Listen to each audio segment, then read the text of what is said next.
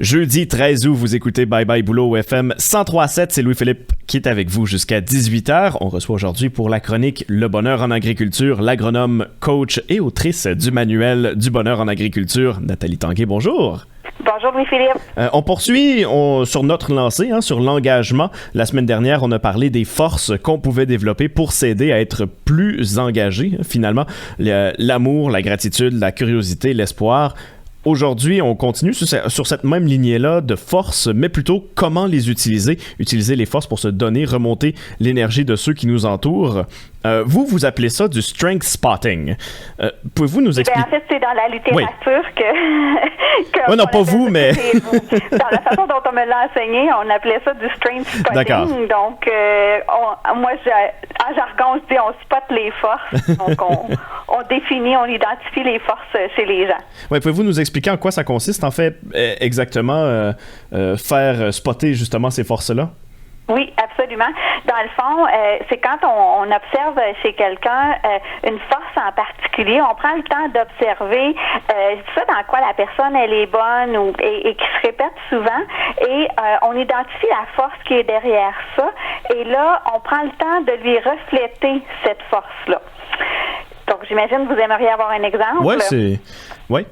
Alors, dans le fond, ça peut être, je sais pas moi, on a quelqu'un dans notre entreprise qui nous fait toujours rire, qui a vraiment un bon sens de l'humour, et on prend la peine de lui dire, hey, t'as vraiment un bon sens de l'humour, puis je l'apprécie vraiment ton sens de l'humour.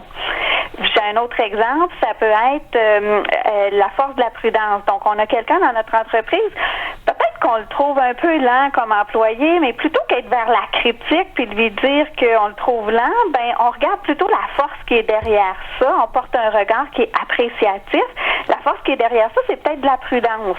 Donc, et là, on se rend compte qu'avec la prudence, il est plus, en étant plus prudent, il est plus précautionneux. Il fait plus attention aux machineries et tout ça. Donc, on peut lui dire, tu sais, t'es quelqu'un de vraiment prudent et j'apprécie vraiment cette prudence-là, et ça fait du bien à l'autre.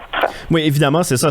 On met de la positivité dans le monde, de l'énergie positive autour de nous, mais qu'est-ce que ça peut avoir comme impact concrètement sur ces personnes-là qui nous entourent?